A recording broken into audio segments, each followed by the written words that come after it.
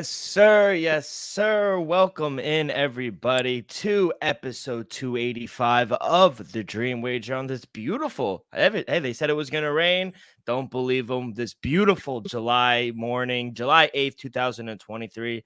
As always, I'm your host, D-Rock, and joining me, our NBA guru, my partner in crime, Elvis Acosta. How you doing this morning, kid? I'm doing great, Dill. It's been scorching up in the East Coast over here. So anybody in the tri-state area, your boy feels you. Hopefully, it stays under 90. We chilling. Maybe a little cloud or two to help your boy out. But other than that, Dylan, fine, baby. You know what it is? I was outside this morning going for my walk. It's not that it's hot, it's the humid. It feels kind of like Florida. That's what I don't like. It's I always sticky. said, like, I went to Vegas 2 years back, and I'm expecting it to be hot. Like, I'm seeing the temperatures 100, 102, 104. Mhm.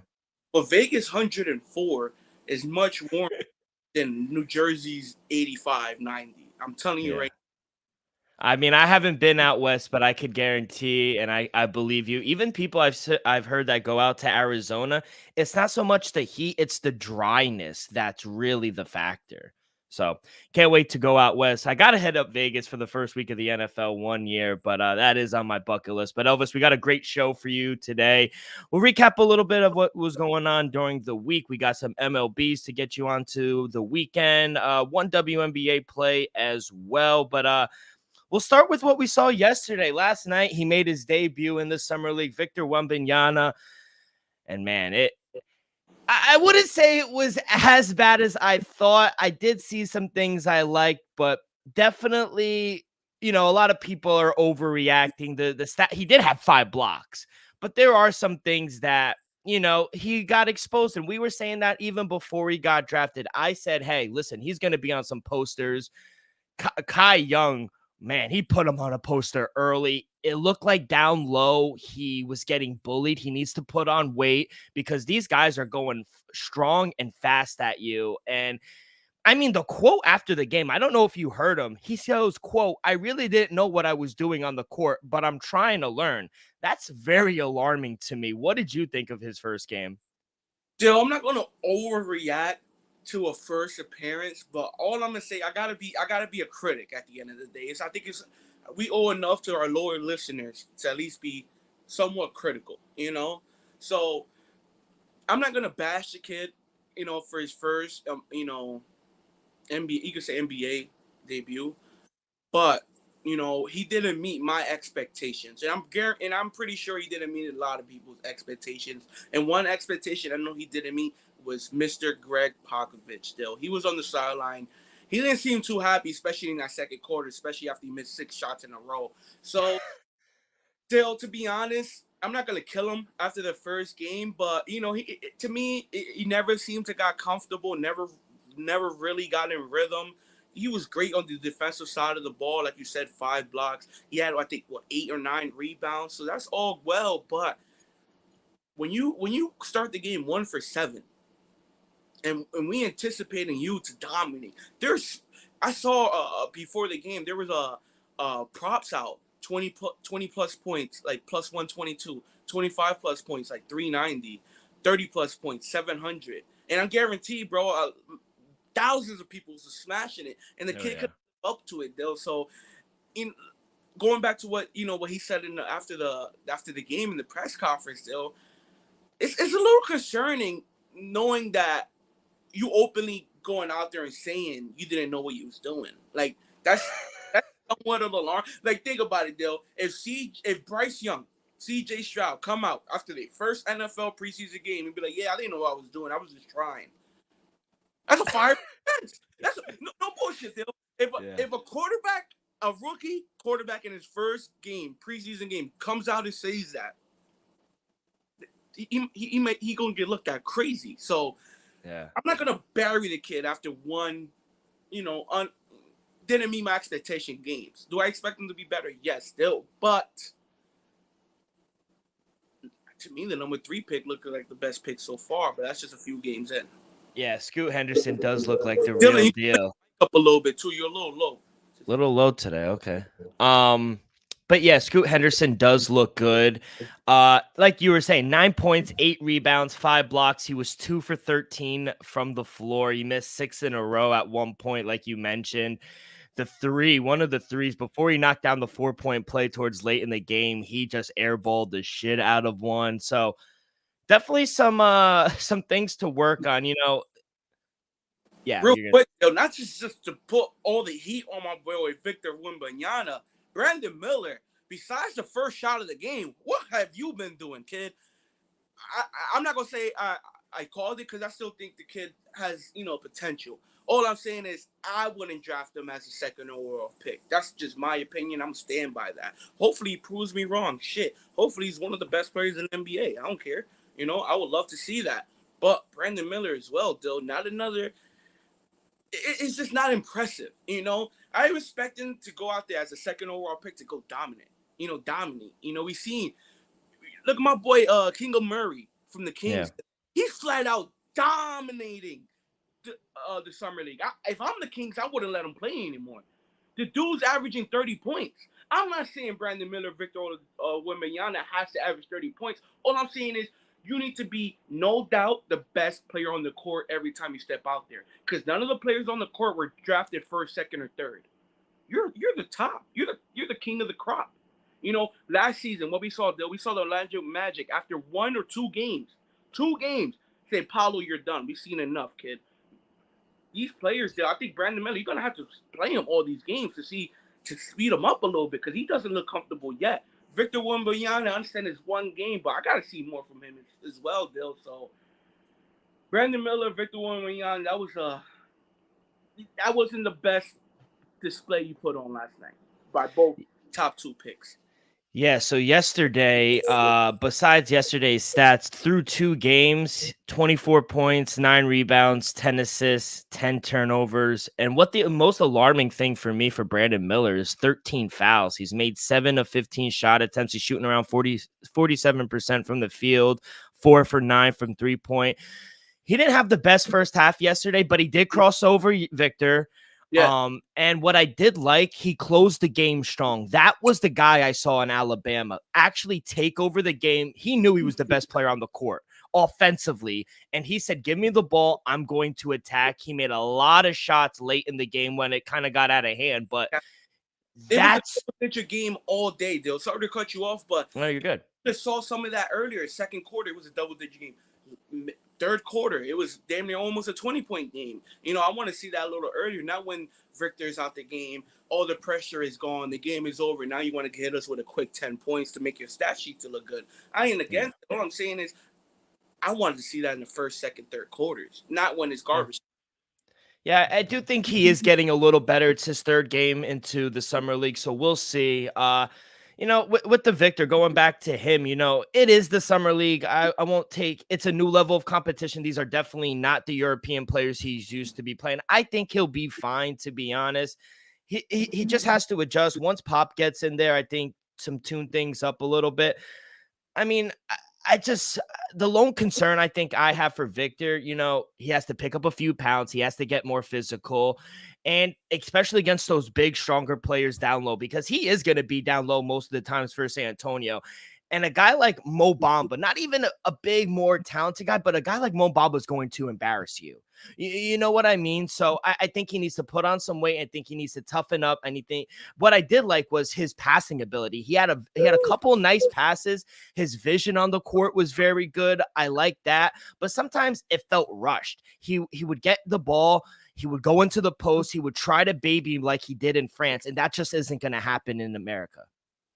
Yeah, I liked what I saw from Charlotte defensively because every time he tried to back somebody down in the paint, they just wasn't allowing it. No. He lost the ball or just completely missed the basket. They're swiping at his hands all the time. Still, I don't know if you was watching the game from the rip. This guy missed a dunk. Yeah. With the first 4 minutes of the game, he missed a dunk. So I was just like, maybe he's just really nervous. So I'm not going to kill him over the first game. He didn't live up to expectations across the board. Did you see? I was on Twitter and they said it kind of looks he looks fake watching him because he looks so big playing. Arms, no bullshit, bro. His arms could possibly. I feel like if he just slouches a little bit, his arms could touch the floor. bro. I don't know if you know, bro. His arms are long. Wingspan is Bro, insane, that's the first probably. time I watched him like a full game. You could say, Yeah, yeah, bro, his arms are long. Like yeah. when he just reached, you just see it. Like, damn. Even when he did that pass in the first quarter, I was like, bro, his arms are long. So he's gonna be he's gonna cause havoc, especially on the defensive side, especially under the rim. Just because players are gonna have to angle their shots over him. Yeah. He don't even have to block it. He's just gonna be destructive, still. So that's great. It's just can he do it on the offensive end and play that hard ball down low? Because I like what I saw on the defensive side, though. It's just can he improve down low in the paint in the NBA? On a funny note, I saw on Twitter after the game, they said, "Tell me Victor Yamanano looks like the you remember the Apple Jacks Jamaican commercial with the long red guy? Yeah, They with the Jamaican hat. They said, "Tell me that doesn't look like Wemby." I said, "Yeah." Twitter's insane, but it was a little funny. But overall, I do think he'll be all right. Just you got to be a little more physical. IQ has to be a little better. But granted, Pop isn't there just yet. Wait till Pop gets there. I think he will be fine. He's in the perfect situation. But other than that, did you see the video of Jordan Poole welcoming like DC? I mean, I he know a cry for looks. help when I see one. That man wants out already. Nah, I wouldn't say he wants out, but you coming from a championship organization in the Golden State Warriors, you were just playing us alongside arguably one of the greatest point guards of all time, and now you went from one of the best, you could say fan bases and organizations in the NBA to arguably one of the worst. Nothing against the Wizards. All I'm saying No. is, you haven't been relevant in the past 10 years. So, you're leaving the mountaintop in Golden State Warriors to, DC. Nothing against DC. All I'm saying is, come on now. You're not contenders. You're not His that. photo shoot was like this with just like a sad face, and he goes, "Yeah, I'm excited to be here in DC. Yeah, let me know if you guys have any good restaurants." And the comments go, "Yeah, we got barbershops for you." Yo, his hairline was. I'm telling you, they were cooking him early, so I just had to bring that up because I thought that was hilarious. But we did have some signings, excuse me, over the week. Not the biggest ones, but remember my boy Dario Saric? He signed the point Oh, guard. yeah, yeah, Yeah, he yeah. signed a 1-year deal with the Warriors, a little veteranship. He's basically replacing Jordan Poole. So I love that. What do you think about that signing? What do you think he could bring to the Warriors? Still, it's another presence, especially, they needed another big guy. To me, I think he's still under 7 foot, so they're still not one of the biggest teams in the NBA. But I'm glad that they added depth because Looney was a fucking monster come playoff time. Yeah. So I just feel like they just need somebody to pick up, a couple minutes when Looney's off the bench, or when Draymond's AKA in foul trouble, or got kicked out the game come playoffs. And he could space the floor. He could hit a three or two during the game, and I think he gives you good rebounds. So I think if he got him for a veteran minimum, I think it's a great signing. Yeah, I do too. Speaking of Mo Bamba, I'm surprised the Magic waived him. To be honest, I don't think he got the You mean right boy? boy. Yeah. I thought it was Mo Bamba that. Mo Bamba was on the Lakers. Lakers waived him. Oh, then yeah, Bo. He Yeah. he got waived, and now he signed a 1-year deal with the 76ers. I think that's a good move. It gives him a little depth at the center position in No, case that's Mo Embiid. Bamba. That is Mo Bamba. That's what I'm saying. It No, was the Magic. you said the Magic. Boy was on the Magic. Mo Bamba, he ended up getting traded to the Lakers. That's why I was confused.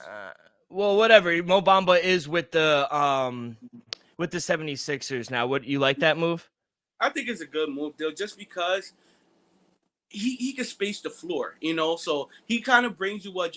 Not to compare him to Joel Embiid. All I'm saying is Joel Embiid spaces the floor. Mo Bamba can space the floor, so you can run the same offense when Joel Embiid is off the floor with Mo Bamba. He's not as dominating or as big of a rim protector as Joel Embiid. All I'm saying is you can still run the same offense with Mo Bamba on the floor when Joel Embiid is on the bench.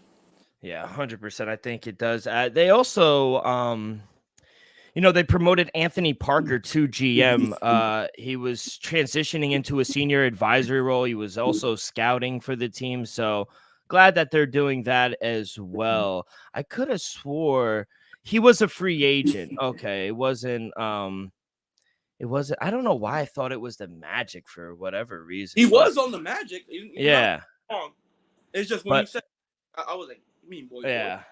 And remember your boy Grant Williams. He's finalizing a Oh, 4-year, that $53 million sign and trade to land with the Mavericks. I don't know about that one. I don't know about that. Don't get me wrong. Is Grant Williams an above average NBA player? Yes. Yeah. But am I gonna go trade for him and then give him $50+ million above that?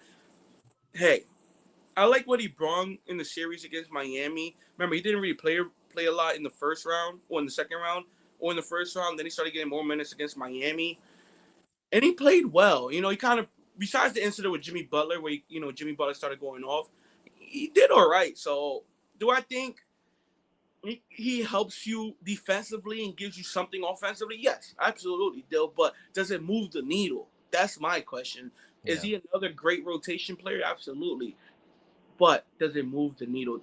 Does that move be like, all right, now we're gonna see the Mavericks back in the Western Conference Finals? Nah, that move doesn't scream that. So I like it for him, but to me, I feel like the Mavericks with Kyrie and Luka, they should have made a little more of a splash in free Yeah. agency. He reminds me of like a Dylan Brooks, like great defender. He could give you 6 to 8 He can make points. threes, like he can make them. Yeah. I just hope I don't know if, like you said, I like the move, but I just don't think it moves the needle to where they really need to be. But we'll see. We'll see how he fits in Dallas with Kyrie and Luca. But that's about it. Dame's still unsigned. James Harden's still didn't move either. Damian Lillard said, "Hey, if he's not traded to Miami, he's willing to sit." It's You think that's cap? Yo, he's not letting up $55 million. That's bullshit. Don't let that man fool you to get to the promised land. Yo, you say things like that. You tell your agent to put things out like that just to get you to Miami. I Doesn't understand. that give Miami all the leverage? No, it gives Portland is older leverage. Well, if just hypothetically, if I'm Dame and I say, well, it doesn't matter where you trade me, I'm only gonna play in Miami. Doesn't that kind of force the Portland's hand? And be like, oh, I guess we have to trade No, him to if Miami. I'm No, Portland, don't you want to go to Miami? Cool. I want Duncan Robinson, Tyler Hero, 3 first-round picks, and and and Kyle Lowry. and that Mexican they just drafted. What's that name? Oh, Hami Jaquez. Him. He's nice. I want I all. told you. You want Yeah, Dame? Cool. Dame wants to go there. Dame don't go there. He's not happy. Oh well. I want this and this and this. That's what you want to go, right? All right. I want this and this and this. and that's a good point because Portland has come out and said they want to.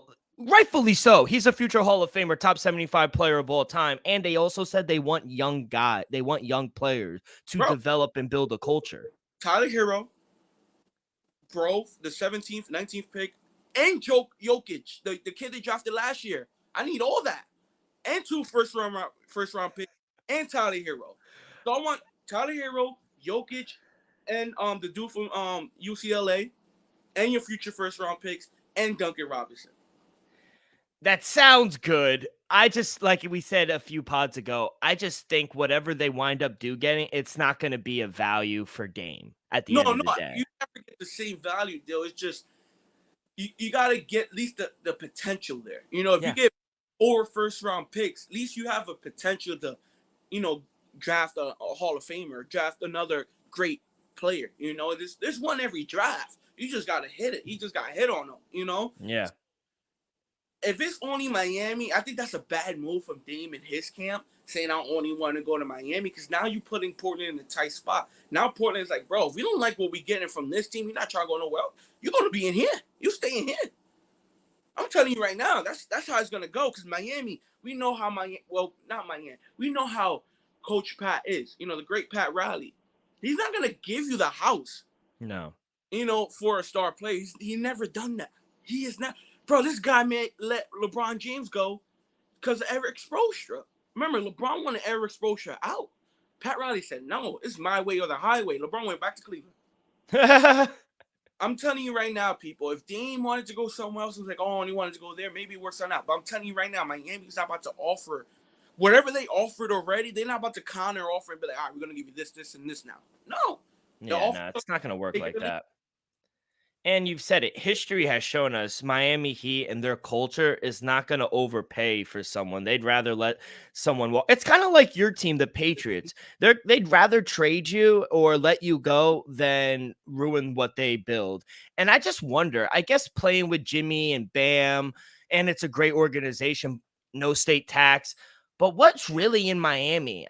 I guess is my main question to Dame. Why are you so fixated on playing in Miami?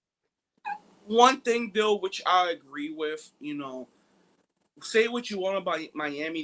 They have been to the finals. They've been to the last 3 out of the 4 Eastern Conference Finals, and they've been to the last 2 out of the last 4 NBA Finals. You gotta. So in Dame's mind, this team got there twice without a dude like me. If I go there, it's almost a guarantee. That's how you look at it. It's almost a guarantee. If I go on that team, we're definitely going to the finals. If they're able to get there twice without me, and 3 out of the last 4 years make it to the Eastern Conference Finals, they have. You gotta understand, Dill. I know we don't look at Miami as Denver, Lakers, Celtics, Bucks, Warriors. We don't look at them like that. But Dill, the last 4 seasons, they've been a top 4 team come May, June. Yeah, especially in the East where it's gotten better over the years as well. Think about it, Dill. Right now, last year I picked Philly. I picked Philly. Year before that, I picked the Bucks. I don't know who you picked, but none of us. Miami. I guarantee the last 4 seasons. We've been doing the podcast for 2 years now. I never picked Miami to represent the Eastern Conference, and guess what? They have twice. Look at just the top teams. Bucks been there. They won recently. Celtics, they're always up there. Philly, they're always a regular season team, but they can never get over the hump. Cavs, another regular season team. Knicks, up and down. Nets, they have all the potential. Hawks, another one. But Heat, they're always not, they always, they'll go through a few bump in the roads in the regular season. But when it comes time for playoffs, they lock in, they buy into the system. And no matter where they finish, you're right. They're either in the Eastern Conference Finals or they make it to the NBA championship, which is just, it just shows you that this is a winning organization, which I understand why you want to go there. It's just, I don't know. I guess if I'm Dame and I'm sitting there like, wow, they made all these runs without a guy like me. With me, I give them even a better chance. But you also got to think now I'm subtracting some key role players that aren't going to be there because they got to give up some things for me. And remember, they already lost. Well, not say lost, but they did though. Yeah, Gabe Vincent's no longer on the team. Max Strus no longer on the team. So those are valuable players that could give you, 10 to 20 points a game combined. More realistically, but Dill, all I'm saying is I would have personally never put that out there saying I only want to go to Miami. Yeah, it was very odd when I saw the quote come out that he was gonna hold out if he didn't get the trade to Miami, which was very odd from a guy like Dame, which you don't really expect that, but that's a bluff. I guarantee that's a bluff. That man's playing. At the end of the day, people say what they want. That man's 32 years old. He wants to play basketball. He only got a good 4 or 5 seasons, maybe 6 left.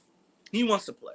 I do wonder where he ends up. And to win, he realizes, I only got good, maybe 3, 4, 5 years left. Let me go win a championship. That's what's going on right now.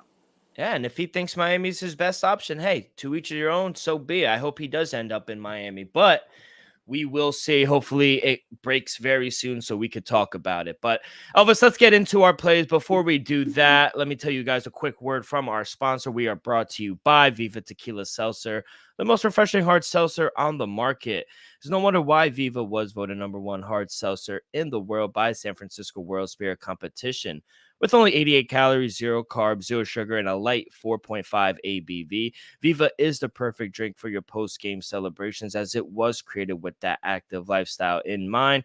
We flavor tequila seltzer because flavor is the spice of life, and we like our drinks with just a kick, just like how we like our lives. Whether it's Huckleberry playing around a golf with the boys or drinking an elderberry watching some summer league games, it doesn't matter. Our favorites pair perfectly with that artisanal Blanca tequila for that subtle but refreshing drink. Our belief here at the Dream Wager and at Viva is to live long, live well, and live it up.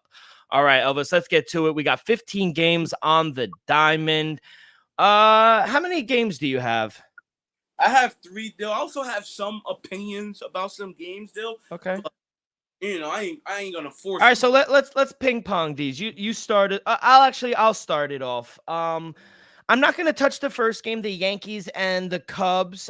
Drew Smiley and Garrett Cole. I like Garrett Cole at home, but I don't want to lay over $2.50 with Garrett Cole when they just lost. They're still without Aaron Judge. Offense has kind of been up and down, so I'm actually gonna stay away from this game. Do you have anything here? Nah, Dill, I don't. All right. So the first official play I do have is in that second game, 110 start time. Detroit Tigers taking on the Toronto Blue Jays. I actually like the under 8.5 here. I like Kevin Gossman. I like his strikeout prop as well. Detroit is, I think they're like the 7th worst team against righties this year. I think we see a lower scoring game. So gonna go under 8.5 in this one. Anything for you in this game? Nah, Dill. You want me to just start up the next one? Yeah. Yeah. What do you got? We headed to Minnesota, Dill. 2:10 start time. Baltimore Orioles facing the Minnesota Twins. Run line, total runs 8.5. Dill, give me the dog of the day. Give me the Baltimore Orioles plus 108 on the money line, Dill. I like Minnesota, Dill. You know how I feel about them, but I gotta respect what the Orioles been doing late. I don't know if you saw a few days ago, Dill.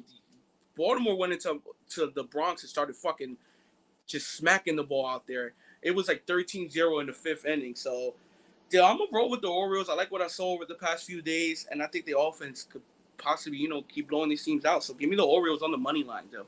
Ooh, gonna be on the opposite side. I actually like Sonny Gray and the Twins here at home. I agree. They smoked the the Yankees 14-1. I loved it seeing that. By the way, yeah, they split the games 2-2 with the Yankees. They were kind of regressing last week for a little. Tyler Wells, I do like him. I just like Sonny Gray a little more in this spot at home. I think he can limit the Orioles. So Orioles got a nice win against the Twins yesterday. I think they bounce back here with their ace on the mound. So going to be on opposite sides in this one. Let me take the Twins here. What else you got? Still, going to Arizona, 4:10 start time. The Pittsburgh Pirates facing the Arizona Diamondbacks. Over under is at 9, 8.5. Shop around, people, because I'm seeing two different numbers. Give me the Diamondbacks on the money line, Dill, minus 120. I'm going with Nelson on the mound. They're just a flat out better team at home. If you could get the 9, I'll lean the under 9 just because I don't think the Pirates back are going to be able to put up a lot of runs on the board today. But give me Diamondbacks on the run on the money line. I'm going to go to the nation's capital, Washington Nationals taking on the Texas Ranger. I got a player prop in this one, Lane Thomas. He just destroys lefty. I think he's going to get to Andrew Heaney in this spot. I took his total bases over 1.5 at plus 110. I like his HRR, hits, runs, and RBIs. A little juicy, minus 140, but it is worth the squeeze. This is like the third lefty he's faced in a row. He didn't get there yesterday, but he's gotten there the past 3 other games. So I think he rakes in this one against Andrew Heaney. I don't know about them winning, but I do think Lane Thomas does have a good game in this one. I'm going to keep it in the 410 slot. I like Marlins here. I know the Phillies, they've won, 13 road games in a row. They're on fire right now. I like Braxton Garrett, though. I think he can limit the Phillies a little bit here. I'm not the biggest Ranger Suarez guy as well, so going to take a flyer. I'm going to take the Marlins at home. They're a much better home team than on the road, so give me the Marlins on the money line in this one. What else you got? Dill, it's head of Houston, Dill. Seattle Mariners versus the Houston Astros. Dill, over under set at 7. Short numbers, tempting people. But give me the Astros on the money line, Dill, minus 120. Valdez on the mound. I like when he's on the pitch. The record doesn't implicate what he's been doing, but he's having a good season, Dill. Don't let the record indicate that. Give me that Houston Astros at home versus your Seattle Mariners. Yeah, Seattle, my second favorite team. That's where the All-Star game is going to be next week as well. So on Monday, we'll definitely have props for the home run derby. Can't believe Pete Alonso's doing it, but I digress. I actually like the under for that game. I was looking at that. Brandon Wu, his stuff has been filthy. They don't really give him the run support, but man, he's really good. I understand why the Houston Astros are the favorite. It should be a good game. I do lean under in that game. A game I'm actually going to take the under on next game, 7:15 start, Tampa Bay Rays and the Atlanta Braves. I got an under 8.5 here. I do think the Braves should win. Spencer Strider's just been flat out amazing. They won yesterday 2-1. Tampa Bay's good at home, but Taj Bradley, man, I was saying good things about him about a few weeks ago, but he just gives up a lot of hard contact for my liking. That lineup is the best lineup in baseball. They don't have a flaw. It pains me to say this being a Met fan, but the Atlanta Braves are just a fucking wagon. So I got to side with them. Acuna, I like his over total base 1.5. I think he hits it. He didn't hit it yesterday, but his barrel rate has been amazing. He's seen the ball really well. So going to go Ronald Acuna Jr. over 1.5 total bases. I'm also going to take the under. I think both things could happen as well. Any more for you? That was my last one. One last play, Dill. I'm be honest. I'm gonna take one of the hottest teams in the MLB right now on the run line. The Mets? Give me the New York Mets plus 1.5, minus 140 on the run line against the San Diego Padres. I understand why y'all are dogs, Dill. Y'all are hot, but I just don't understand why there's so much respect on the Padres. Blake Snell on the mound, I don't agree with the fact that the Padres are minus 170 on the money line. I don't like it one bit. I do think the Mets have a chance to upset them. Playing it safe, give me them on the run line, though. 6 wins in a row, man. I can't believe it. Undefeated in the month of July. I'm holding my breath because I said, hey, we just swept the Diamondbacks. Now they were like, oh, we turned our season around. I said, hold up. I said, we need to take 2 or 3 from the Padres going into All-Star break because if we don't, it's meaningless. Good win. We actually are the best team going into extra innings. We're 5-1 when it goes to extra innings. So Padres are 0-8. They haven't won a game in extra innings. We got the job done. Francisco Lindor is on fucking fire right now. He got snubbed for the All-Star game, but I digress again. Yeah, Z players, what's going on, brother? Yeah, Mookie Betts, he does feel like a steal for the home run derby as well. We will get into that on Monday.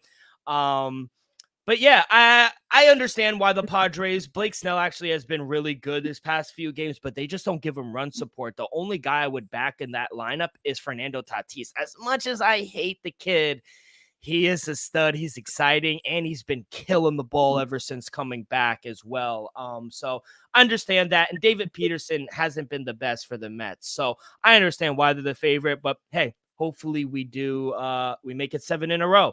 We do have we'll get to our picks on Monday, but Tuesday's All-Star game, American League, minus 126 favorite, plus 108 for the National League. Not gonna ask your thoughts real quick. We'll have plays on Monday, but your Red Sox, they're pretty hot too. They've won 5 in a row. You're not gonna touch them against the Athletics here? Dude, I like them against the Athletics. There's no doubt in my mind we will take care of business. We're minus 235 on the money line. Dude. Yeah. Don't touch that, people. But my boy Blackburn is on the mountain. You know how profitable I was a year ago with Blackburn. Even this year so far, I've been profitable with Blackburn. So it's just on the road. I can't back him, especially against the Red Sox. So if anything, I lean the over. Minus 1. If anything, take the Red Sox to win with the over.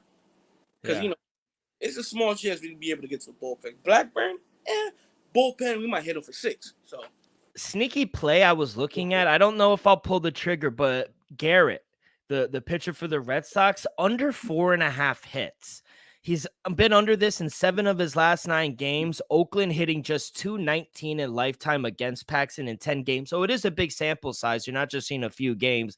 And Athletics versus left-handed pitchers away from home, fifth worst in batting average. They're hitting 179. Second worst in OPS, 213. Ninth worst in slugging, 345. So under 4.5 hits for Paxton. It seems like an enticing play to me. So that's how I'm going to play it. Elvis, good luck on the diamond. Like I said on Monday's show, we will hit all of the home run derby. We'll hit on the All-Star game for you guys. But let's head on over to the WNBA. A little 2 o'clock games start at the Barclay, at your place. The New York Liberty will take on the Seattle Storm. Minus 16.5 for the New York Liberty, plus 16.5 for the Seattle Storm. Over under is set at 167.5. I took the under. I think it's going to be a much lower scoring game than 167. Seattle's kind of struggling right now. But to be honest, I like a player prop here, and I think it's Julie Lloyd. She's leading the league in points right now. Her prop is at 24.5. And I think if they want a fighting chance, it has to be behind Julie Lloyd. Even when the Storm lost to the Liberty last weekend, she was still able to score 27 points. So I think if they want to stay relatively close in this game, she needs to go off. The ball needs to go through Julie Lloyd. She's a certified bucket. There's no ifs, ands, or buts. So I got to take on principle her over prop. And I really want to take Seattle plus the 16.5. I really do. It's but so tempting, bro. Like, bro, how could a professional team be dogs by basically 17 points still? Like, let's be honest still. I gotta roll with the plus 16.5. Yo, plus 1,200 on the money line, though. I know. It's insane. Z, bro. Z knows what the fuck going on, bro. He said it. Storm money line. Wow. Plus 12 to 1. Jesus Christ. I'm not that ballsy. I'll let you know right now. I probably will sprinkle a little on the 16.5. But I did lock in the under 167, and I did lock in Julie Lloyd. So those are kind of how I would play it. Hey, Brother Z, I wish you luck, man. If Storm went out right, I'll shout you out because, man, what a call that is. Our Monday show is going to be dedicated to Z plays. Elvis, have you been diving into Summer League? You can bet on it. Yeah, shit, I might now. So there's a couple games out right now. Philly minus 1.5 against the Knicks. Miami minus 2 against Boston. Dallas plus 4.5 against OKC. OKC, they're gonna be good, man, in a few years. They got a lot of young developing players. I think they're gonna be good. Detroit laying 4.5 against Orlando, but nothing really. I haven't dove into it. The only teams I've been fading, Charlotte. They're poverty organization. They're bad. Still, just from what I've seen in recent years in drives, I gotta go with Miami minus 1.5 against the Celtics. Gotta roll with OKC minus 3.5 against Dallas just because they're just loaded with top 10, top 15 picks. The whole starting G League team is all lottery picks. G League team, Summer League team is all lottery picks. And then I gotta go with your Knicks still, just because you got some young core there. Magic, I'm gonna be honest, I think Magic plus 168 might be the move just because Detroit. At the end, they're still Detroit. I understand they got their top picks playing, but at the end, they're still Detroit. And then, I saw that Z player. He hit the buzzer for the Blazers last night on the game winner. I did see that. That was a cool thing. Maybe I was watching it waiting for Victor to come on. I was like, damn. Yeah, he hit it right at the buzzer on the inbound. So that was pretty cool. Yeah, terrible beat. He went like 42. I gotta fade the Clippers. They're bad. They're 1-4 in the Summer League. I don't want to lay 5 though with the Jazz. You gotta understand, the teams you gotta fade are the teams that haven't had a lottery pick in years. All of their picks was Paul George and Kawhi. Yeah. Well, no, Paul George. All their picks are what OKC's drafting now. Yeah.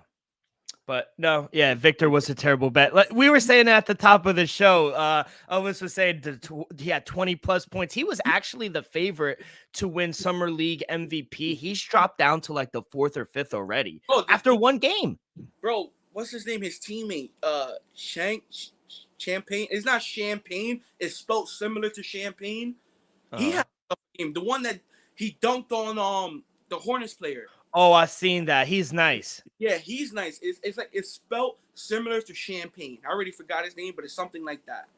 Mm-hmm. That dude has potential. He had like 20-something points. Yeah, it should be very interesting. I've been watching a little more just because I really wanted to see Victor. I want to see Scoot. I want to see all these guys. By the way, the Amen Thompson from Houston. Deal. Real. He's I think he's the better brother. There's his IQ, his decision making. He's gonna be a stud, man. I'm telling you. Maybe not first year, but the kid's gonna be good. I think I could be a scout. I'm not even lying. I think I could be a scout. Remember an episode or two ago, and I was like, "Yo, watch out for Houston." Yeah, I'm trying to tell you, watch out for Houston. I do like OKC this upcoming season, but I'm telling you right now, Dill, watch out for the Houston. Did you hear what Nduku, the new coach, said? He goes, "Yeah, they don't want James Harden." They said as soon as it was brought to his attention that they were looking at him, they said, "No, I don't want to coach him." He wants dogs on his team, and James Harden. Yeah, and I understand his reasoning why they signed him. I just didn't like the money. But James Harden offensively, I have no issue with him. It's on the defensive side, he's a liability. Yeah, but remember, Houston is known for giving terrible contracts. Remember my boy? True. What's his name? Parkins. Oh, Chandler Parsons. Taylor Parsons. That man got 120, 30 million. And now he's talking for a little. He's not even on the team. Yeah, so no, the worst contract of all time is Bobby Bonilla by the Mets. That man's getting paid till 2030. Yeah, but another terrible contract. Remember Timothy Mozgov got $80 million from the Lakers? Oh my God. Finals. Then he averaged like 8 points a game. I'm telling you, if we were a few inches taller, we would be millionaires. I really believe that, bro. But Elvis, that's gonna do it. Short slate for today. But next week, like I said, we're diving into two-a-days. We're starting actually with your team, the New England Patriots and the Buffalo Bills. We're gonna have some guests on throughout the summer, get us ready for the start of the NFL season. Let me tell you, I seen pictures of my boy Aaron Rodgers. Ooh, he looking jacked. He looking like the best. And you know what it is? He's doing it with a smile. He loves New York. I think he's going to eat it up, brother. So, Elvis, I know we're going week 1, 9-11 game, Monday Night Football, Josh Allen versus Aaron Rodgers. We going to be there. It's going to be great. But what are you doing? No birthdays today. We're going to watch UFC 290 tonight. Going to see 290. Going to see Whitaker win another fight. Okay. He has quick weird stat that I saw the other day. I might bet a lot of money tonight. Roger Whitaker haven't lost a fight in the last 8 years, besides a dude named Ariel Asani. Israel Adesanya. I don't give a fuck. Yeah. I know he hasn't lost a fight. It's crazy. If Izzy wasn't the champ, he's the best guy in the division. No question. He hasn't lost in 8 years, besides the Izzy. Yeah, so it's quite remarkable. That's that you got to pay attention on, and you got to bet people.